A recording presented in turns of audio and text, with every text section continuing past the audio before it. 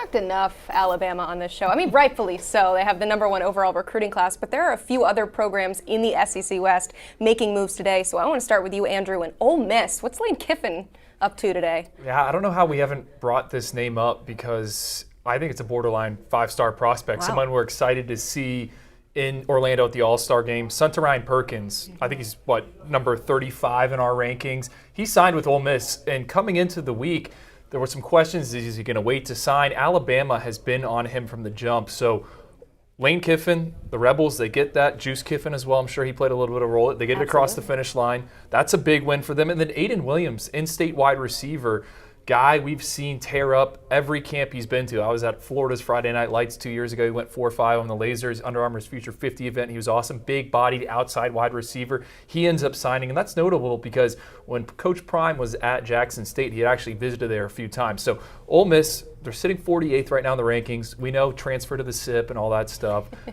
Still think it's very notable that Lane Kiffin and his staff got the #1 and #2 players from Mississippi signed. Yeah, not at the highest level in the SEC rankings, but 7 4-star commitments, so it speaks to the quality that Lane Kiffin is recruiting to. They lost Marcel Reed late in the process.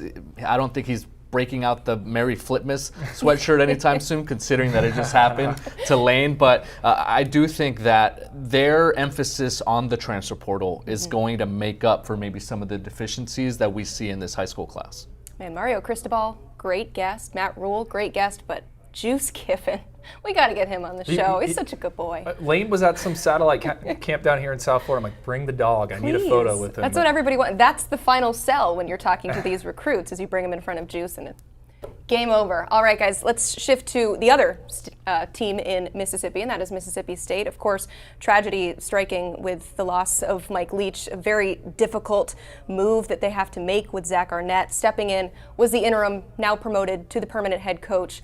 Having to go through everything that he's going through right now with, consoling his current players and also talking to these new recruits.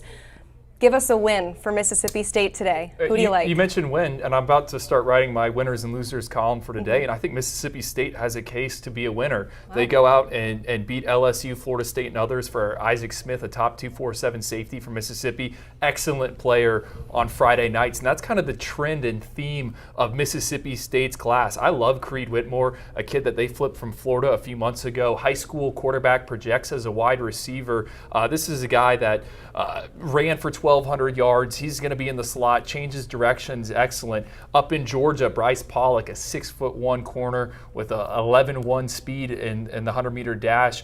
He was excellent as a senior, 11 pass breakups. So I like that class. And then they also added Leon Bell, our #2 ranked junior college offensive tackle. So Mississippi State, 24th in the rankings. Blair, I know you saw their quarterback out at the Elite 11 finals. There's a lot to like, and I think they're going to finish today as a winner. Yeah, Chris Parson, a composite 4-star prospect from the state of Tennessee. Really good athlete. Maybe not the most polished passer, and still needs a lot of work in terms of getting that arm talent out of him, right? And being able to hit receivers downfield consistently, but you can see that he uses all sorts of upside. And I think what was notable about his recruitment down the stretch especially was that after the passing of Mike Leach, he in a way rallied the troops, right, and said, hey, we are significant because we were this last class that Mike Leach was recruiting. So I think this group is motivated heading into Starkville with that, knowing that they were, that last group of recruits that Mike Leach was recruiting. Yeah, hoping to make the Pirate proud.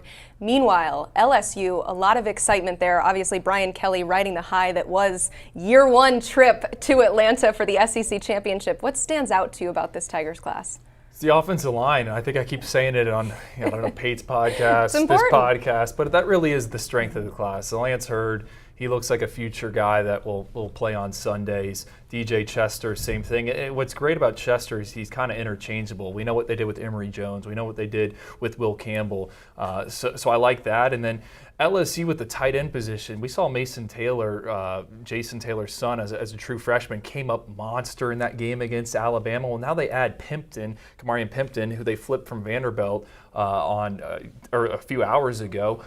I get excited thinking about him in Mike Denbrock and Brian Kelly's system. Those are the same guys that I've been around. Michael Mayer, Cole Kmet. I mean, they know a thing or two about tight ends. So if we were playing like fantasy football for the college, like Pimpton's a guy I would draft and stash on my roster because I think he's going to put up big numbers in Baton Rouge. And then, taking a look at the class, Jalen Brown's a big win for them down in the 305, one of the fastest kids in the country. I was at one of his track meets. He broke a record that Tyquan Thornton, who's with the New England Patriots, once held. So Brian Kelly, a lot to like in that LSU class. Yeah, tight end is becoming an identity for LSU, but they're known as DBU, right? And Javion Tobiano is a highly rated corner that they really like. They also had a couple other 4-stars in the secondary, Kylan Jackson and Ryan Yates. They're also in the mix for Desmond Ricks, so we don't even know, whether or not they're able to add to that. So yeah, you really like what they were able to do in the secondary. One more nugget that I don't think's been discussed with LSU, Deshaun Womack, they did get his LOI. There was some Maryland buzz kind of working behind the scenes there. I said Mike Loxley in the DMV. That was a name that our Maryland site, Jeff Ehrman, had identified as a potential flip candidate. Me and Cooper on Oyster Boys Radio have talked up Deshaun Womack at length. It's a monster addition for LSU, so getting that one signed, sealed, and delivered needs to be addressed. I mean, we needed to talk about that. Yeah, for any doubters out there that weren't sure what Brian Kelly would look like recruiting in the SEC, so far, so good, right? Yeah. I mean, we're seeing a lot of action from him. Let's move over to Arkansas. What do you like about this Hogs class? It's a quiet day for them. I don't think they've added anyone, but they're sitting number 22 in the rankings. I just think Sam Pittman, he knows what they want to do, right? They're a big physical team that's going to be great on the offensive line. And one decision they made back in the summer, I think, needs to be talked about a lot. They were in the top 5 for Cedric Baxter, our number 2 running back. And I think they realized, hey, we might not have the chips to go all in and match up with some of the other players sitting at the table. So they made the decision to pivot away from Cedric Baxter and turn their attention to another top 247 running back from Florida, Isaiah Augustave, who's at Naples High School. Similar build. I call him kind of like a poor man Cedric Baxter, but that's not in a bad way. He's just not as talented as Cedric, but I still think Isaiah is a guy that's going to go into the SEC. He's going to be able to run in between the tackles behind that big offensive line. We saw it with Rocket Raheem Sanders this season, another Florida kid, one of my favorite players. It was awesome to keep betting that over prop every Saturday on him. So I like the identity of the class, how they're bringing in size. And Sam Pittman, he recruited well at Georgia on the offense line. I think he's doing a good job. Again, inside the top 25, sitting number 22 in the rankings. Yeah, Andrew, you mentioned big and physical. There's not a more big and physical quarterback in this class than Malachi Singleton. And he's a player who really punishes defenders if they try to step in his way. He's kind of a Dak Prescott mold in that frame and that size. Still developing as a passer as well. Maybe a little bit raw based on what we saw in person at the Elite 11 finals among that elite group of quarterbacks. But when you think about the identity that they have as an offense and what they want to do, you obviously like what Malachi Singleton brings to this class.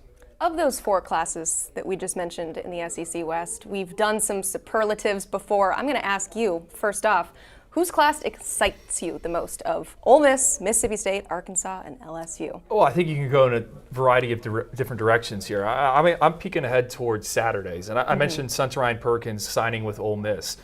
He's not related to Harold Perkins, but he could play a similar role for the Rebels, and I think he could play it year 1 for them. And Ole Miss, the defense has come a long ways in recent years, but this is a potential chess piece for them, a difference maker. So I think, again, Ole Miss holding on to him is a big deal.